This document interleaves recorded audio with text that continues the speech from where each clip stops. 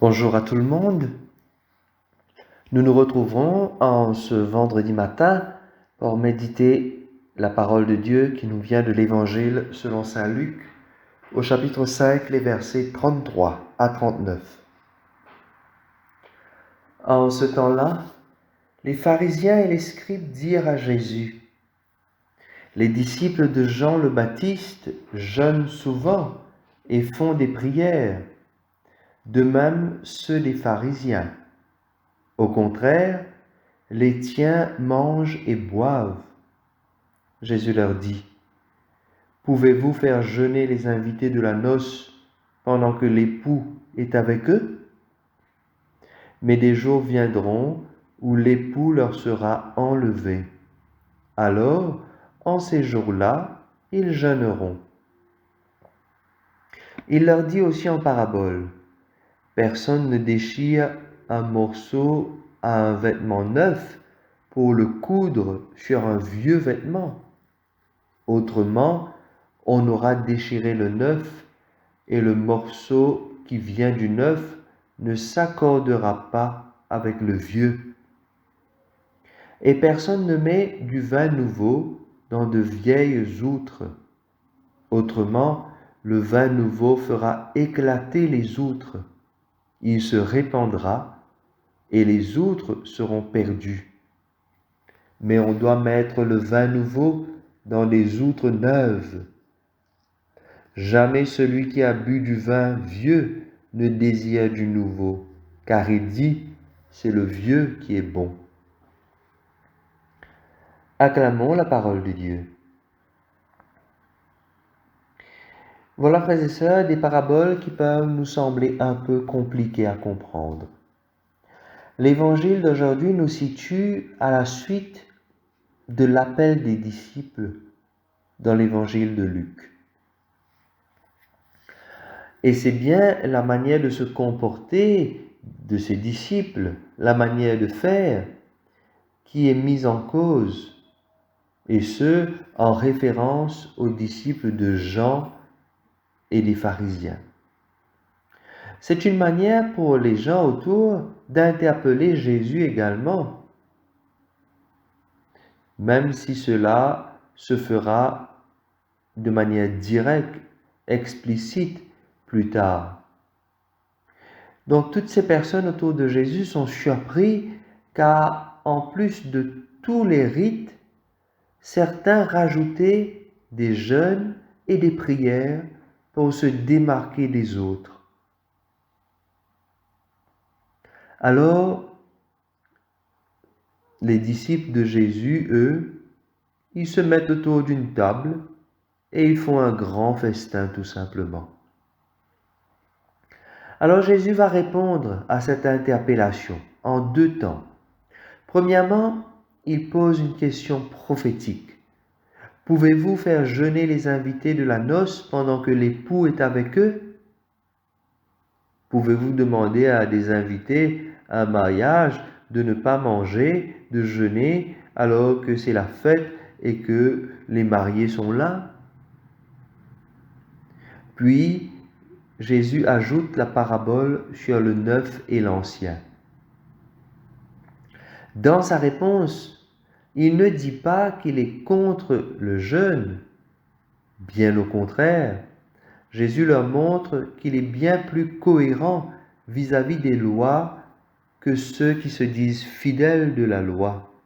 Car en effet, Jésus montre qu'il est en accord avec l'enseignement juif. Vous savez, à l'époque, les Juifs, dans l'enseignement fondamental, interdisaient de jeûner les jours d'anniversaire, les jours de fête et d'événements heureux. C'est un peu comme nous aujourd'hui. Pour nous catholiques, nous ne jeûnons pas le dimanche justement parce que c'est la fête, c'est le jour de la résurrection. C'est pourquoi Jésus commence par distinguer deux temps. L'aujourd'hui, où l'époux est avec les invités de la noce, et ensuite les jours où l'époux leur sera enlevé. En d'autres mots, frères et sœurs, Jésus est en train de leur demander pourquoi prendre le deuil alors que le monde nouveau commence? Toutefois, il précise que plus tard, quand il ne sera plus avec eux, les disciples, à ce moment-là, devront jeûner.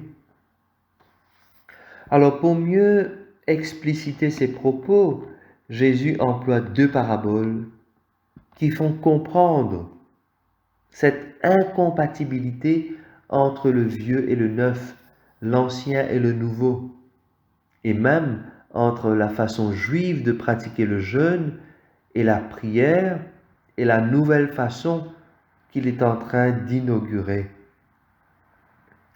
Chers amis, il faut savoir que Saint Luc s'adresse à une communauté de personnes venant d'autres horizons, c'est-à-dire Saint Luc s'adresse à des personnes qui ne connaissent pas forcément toutes les lois juives. Alors, ce qu'il veut leur dire, c'est que l'Église chrétienne, à la suite du Christ, doit trouver des formes nouvelles de piété, car les anciennes observances et pratiques ne peuvent pas être simplement reprises telles quelles. De plus, il semble vouloir généraliser le problème comme pour dire l'incompatibilité de la loi avec l'Évangile. Cela peut paraître compliqué à comprendre, frères et sœurs, et pourtant c'est quelque chose de bien simple. Il est vrai que certains passages des évangiles peuvent nous laisser sur notre faim. Nous ne comprenons pas toujours tout, comme ce passage de ce matin. Que veut dire Saint Luc réellement quand il dit « Jamais celui qui a bu du vin vieux ne désire du nouveau ». Est-ce là une manière de dire que c'est le vieux, l'ancien qui est bon, et donc il faut faire attention aux nouvelles propagandes, aux changements?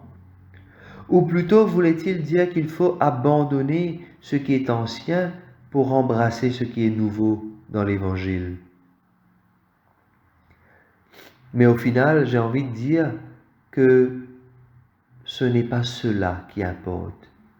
L'important dans ce que nous dit ce passage de ce matin, c'est bien que nous sommes appelés à lire les signes des temps. Il y a des choses de valeur que nous retrouvons dans nos traditions et nos cultures, et même dans l'Église.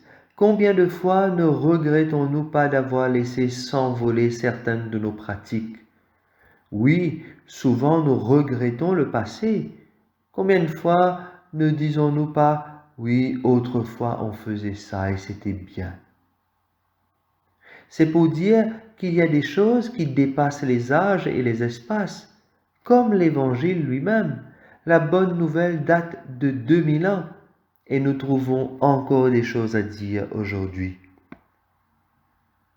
Cependant, frères et sœurs, lire les signes des temps, c'est aussi savoir ouvrir ses bras au changement, sans pour autant laisser s'envoler nos valeurs, mais accueillir l'aujourd'hui, l'instant présent, le clin d'œil que Dieu nous fait à chaque instant. C'est dans ce sens également que nous sommes appelés à voir s'il n'y a pas des choses à revoir dans nos pratiques, que ce soit culturelles ou religieuses, des choses à améliorer ou à purifier. Alors demandons au Seigneur le don du discernement et de la sagesse, afin qu'il nous éclaire dans notre manière de voir pour mieux approcher l'essentiel de notre vie qui est Jésus-Christ